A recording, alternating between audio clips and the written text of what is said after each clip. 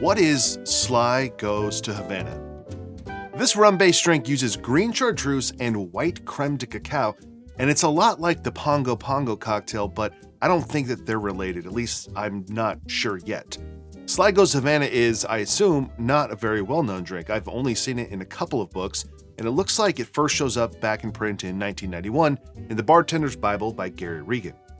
I had never heard of this cocktail until I was mindlessly scrolling away on TikTok, and I came across my friend Ken Jennings, who shared the category of a potable of potency, and the $200 answer was... It's the potent potable in the delightfully named Sly Goes to Havana, which also has creme de cacao and green chartreuse. TJ. What is rum? Yes. And the crazy thing to me was not only did they get it right, because Havana is in the name after all, so you would just guess rum. That's a logical guess there. Nice work, TJ. But that it was the $200 answer and the hardest one in that category, because who's ever heard of this drink? So I thought it would be worth making it today. Now, I can't say for certain it's not somehow loosely based or related to the Pongo Pongo. And while that was definitely Beach Bum Berry that brought that drink to popularity in the 2000s through his books and the Total Tiki app, the drink could have been known for decades before, because the Pongo Pongo first shows up in the Ron Rico Meekstro's guides back in the 1940s. But our drink today uses pineapple juice instead of chunks of pineapple, less chartreuse, and a light rum instead of Ron Rico's Red Label rum, which was a 90 proof dark and heavy rum. So let's make this. Start with half an ounce of lime juice,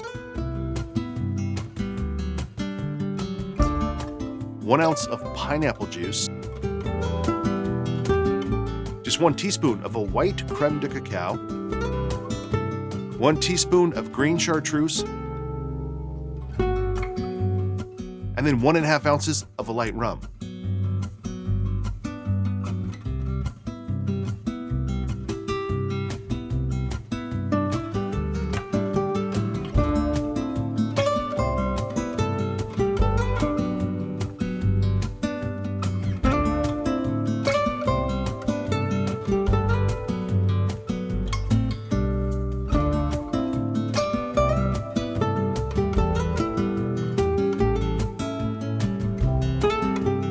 So there you go, Sly Goes to Havana.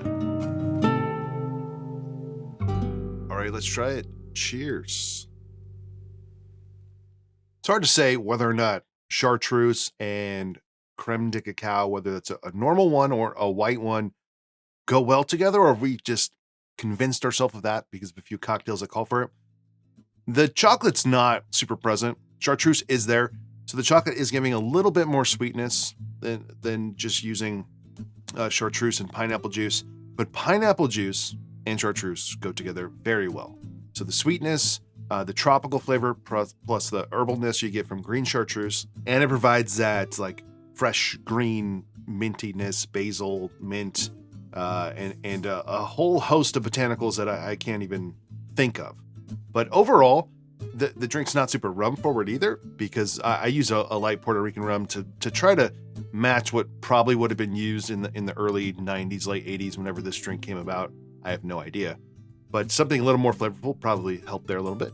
But overall, I think it's pretty tasty. I don't even think you really need to like chartreuse to find a way to enjoy this. But if you don't like chartreuse, don't use it. Find a friend who likes chartreuse and give them your bottle of chartreuse, because if you don't like it, there's no point in wasting it on something like this. So there you go, a tropical cocktail that you and I and 99.9% of other people have just probably never heard of before.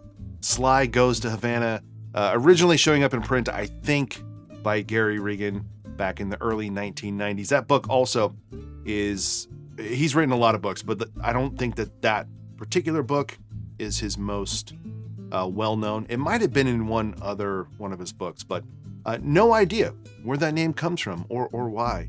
So sometimes things are just mysteries, but it feels very similar to the Pongo Pongo. So if you like that one, you'll probably like this one as well. So if you enjoyed this video, please give it a like below, consider subscribing to the channel, and hey, if you want to support this channel more, you can check out my Patreon. Otherwise, see you in the next one.